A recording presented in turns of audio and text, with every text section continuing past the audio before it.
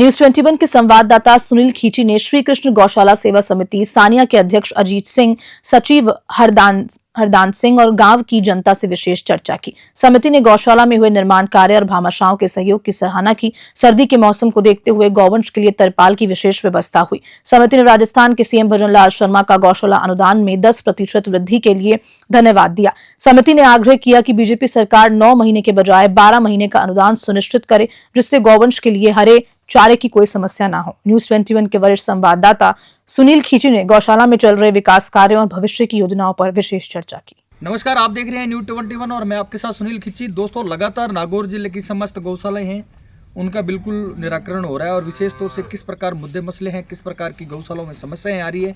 तो न्यूज 21 की टीम आज श्री कृष्ण गौशाला समिति सानिया के अंदर पहुंचे हुए थे और यहाँ बातचीत करते हैं कि जो कार्यकारिणी टीम है गौशाला के टोटल हमारे से आज जुड़े हुए हैं, किस प्रकार इस कृष्णा गौशाला समिति के अंदर समस्याएं आ रही है, उनके संचालन करने में किस प्रकार की बाधाएं आ रही है और इसके अंदर किसका सपोर्ट है। बात करते हैं राजनीति किस प्रकार का सपोर्ट है, सरकार किस प्रकार का सपोर्ट कर रही है, आसपास के क्षेत्र का, किसानों का, हर वर्ग का जो वर्ग के लोग हैं किस प्रकार सपोर्ट करते हैं। आइए जानते हैं। अजीत सिंह जी है जो सूबेदार साहब हमारे साथ जुड़े हुए हैं, वो अध्यक्ष पद पर विराजमान है और गौशाला का संचालन मंडल करते हैं। तो सर, पहले तो हमारे चैनल के अंदर आपका बहुत बहुत स्वागत है सर। मैं आप न्यूज़ 21 के पधारे हुए मानवों का स्वागत करता हूं। Thank you sir. गौशाला की तरफ से जो आप यहाँ पधारे और गौशाला की समस्याओं के बारे के अंदर जानकारी लेके और इसको आगे पहुंचाने की कोशिश करें, इसके लिए मैं आपको धन्यवाद देता हूँ। Thank you sir. सर, बातचीत करते हैं कि कब से इस गौशाला का जो मान लो ये कार्यकाल बना है, इसका किसने इनको चालू की और चालू करने के बाद में आपका किस प्रकार जो सरकारी अनुदान आ रहा है और कितना आ रहा है और कितने गौवंश की देख रेख कर रहे हो, क्या जो और किस प्रकार की समस्याएं उत्पन्न हो रही है आपको। ये हमारी जो गौशाला है श्री कृष्ण गौशाला समिति सानिया, ये गौशाला हमने 2012 के अंदर शुरू की थी और 2012 का ही हमारे पास में रजिस्ट्रेशन नागौर से करवाया हुआ है। इसके अंदर करवाने का जो रजिस्ट्रेशन करवाया था उस टाइम गाँव वालों का सहयोग था, उनके सहयोग से काम किया था। इसके अंदर अध्यक्ष, सचिव, कोषाध्यक्ष और 15 आदमियों की एक समिति बनी हुई है जो कि इसकी देख रेख के लिए काम करती है। अमूमन जो काम है वो ज़्यादातर हम लोग ही संभाल रहे हैं और इसके अंदर जो समस्या हमारे सामने आ रही है वो समस्या ये है कि जो गौदान के लिए जो अनुदान दिया जा रहा है वो अनुदान अगर आज का हिसाब से महंगाई को देखा जाए तो वो अनुदान काफ़ी कम है। अगर ये अनुदान आप 22 रुपये और 44 रुपये दे रहे हो, इससे अगर बढ़ा के इसको आप 100% कर दें, 50 और 100 कर दें, तो इससे गौशाला की और भी देख रेख अच्छी हो सकती है और अच्छी व्यवस्था चल सकती है। सर, बातचीत करते हैं कि पहले कांग्रेस सरकार अशोक गहलोत जी, माननीय अशोक गहलोत जी जो उनके कार्यकाल के अंदर 3 महीने का सरकारी अनुदान था, उसके बाद में वो 6 महीने का हो गया, अब 9 महीने का है। तो कहीं ना कहीं गौशालाओं के कार्यकारिणी टीम की ये मांग है कि इसको 12 महीने का कर दिया जाए तो कभी समस्याओं का सामना करना पड़ सकता है। हाँ, अगर जो पहले का था उसके अनुसार अगर इसको 3 महीने का और बढ़ाया जा सकता है तो जो गौशाला की समस्याएं हैं वो काफ़ी हल हो सकती है, ताकि जो उसके अंदर काम करने वाले आदमी हैं वो भी आराम से अपना काम कर सकते हैं।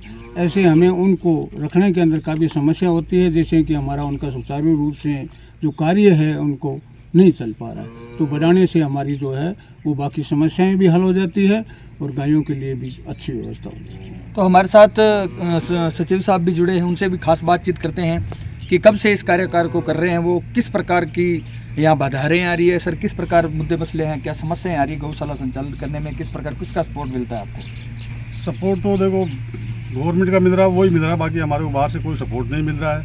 न हमारे गांव में बढ़िया बस्ती है, व्यापार मंडल है नहीं, तो हम गांव में अपना कर रहा है। इसलिए हमारे एक तो अनुदान बढ़ाने का है, दूसरा जो पशु चिकित्सक है ना वो उनको टाइम से चेक करता रहे और एलएस वगैरह की कोई व्यवस्था नहीं है यहाँ। नहीं, वो आते अनुदान वाला टाइम आते हैं साइन करने के लिए, वो नहीं आते। ऐसा है कि पहले यहाँ पर पशु चिकित्सालय के लिए एक आदमी जो था वो डिटेल किया हुआ था। अभी तकरीबन 1-1.5 साल हो गया है, उस आदमी को बदली कर दिया गया, दूसरी जगह उसकी पोस्टिंग कर दी गई है। उसके बाद में यहाँ पर दूसरा कोई भी व्यक्ति यहाँ पर लगाया नहीं गया है। इसलिए हमारा ये भी निवेदन है कि इसके अंदर हमारे गांव के अंदर पोस्ट भी है लेकिन वो पोस्ट खाली पड़ी हुई है, उस पोस्ट को उस पशु चिकित्सालय के व्यक्ति को नियुक्त किया जाए, ताकि उसके अंदर गौशाला के अंदर जो भी पशु हैं वो बीमार है और है, उनकी देखभाल की व्यवस्था अच्छी तरह से हो सके। विशेष तौर से मैं बताना चाहूँगा कि यहाँ का जो श्री कृष्णा गौशाला समिति में जो युवा है वो भी बढ़ चढ़कर कार्य कर रहे हैं। और सर भाई साहब, पहले युवा हो, संघर्षशील हो, तो क्या कहना चाहोगे कि अगर मान लो युवा है जो थोड़ा सा सपोर्ट करे, जो सर्विस में है या किसी प्रकार के जो वर्ग के लोग हैं, तो युवाओं को लेकर गौशाला का मान लो ज़्यादा अग्रसर हो, तो क्या कहना चाहोगे आप? नहीं, युवाओं का तो सहयोग रहता ही रहता है गौशाला के अंदर, लेकिन और गौशाला में काफ़ी चीज़ की कमियां हैं। सहयोग कम हो रहा है, बाहर से कम हो रहा है, और गौशाला का जो अंदर ही है पानी का और खाद का, यही रुपए से गौशाला संचालित हो रही है। नहीं, युवाओं को क्या प्रेरित करना चाहोगे आप कि बढ़ चढ़कर गौ माता की सेवा की जाए, उसमें बढ़ चढ़कर मन धन से अपना विकास हिस्सा लेना चाहिए आप। हाँ। नहीं, युवाओं तो हमेशा भाग लेते हैं, और युवा तो हमेशा गौशाला के अंदर कोई लेते रहेंगे आगे तक। और हमारे साथ जो यहाँ जो संभालने वाले लोग हैं वो ग्रामीण लोग हैं, आसपास के क्षेत्र के लोग हैं, वो भी जुड़े हुए हैं। उनसे भी खास बातचीत करते हैं कि गौशाला के अंदर किस प्रकार की सामग्री डाली जाती है, किस प्रकार सेवा की जाती है। नमस्कार जी। बताओ, अजी बताइए, हम कहीं तो भाई पशुओं के चारा की बता दो, ये वो जो भी बता दो, चारा किस्म का आ रहा है पशु इसके अंदर, और डाला किस जा रहा प्रकार है। सेवा की जाती है गौशालाओं के अंदर, किस प्रकार की समस्याएं उत्पन्न हो रही है, क्योंकि मैं इतने साल से मेन गौशाला श्रेय सेवा जो कर रहा हूँ। गौशाला की सेवा है वो आप पे जाती है। किस प्रकार, आपको क्या कहना चाहोगे आप? अजीत सिंह जी, किस जो पूरी कार्यकारिणी टीम है वो किस प्रकार कार्य कर रही है, किस प्रकार सामग्री, किस प्रकार सेवा कर रही है? बढ़िया टेमो टेम चारा मिल रहा है, बढ़िया साफ सफाई है, आप देख सकते हो इधर घूम के। और हमारे हिसाब से हम बहुत बढ़िया काम कर रहे हैं। हम वैसे आदमी की तो कमी है एक, और बढ़िया चल रहा है।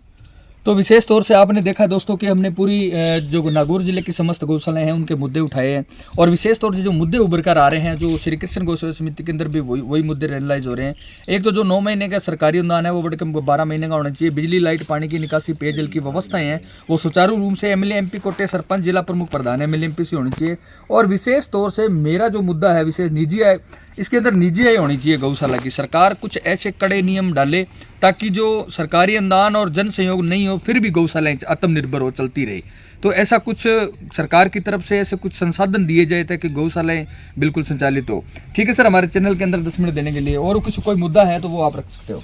यही है कि जो सरकारी अनुदान इसमें मिल रहा है पंचायत की तरफ से या जिला प्रमुख की तरफ से या पंचायत समिति की तरफ से, वो हमें मिलना चाहिए।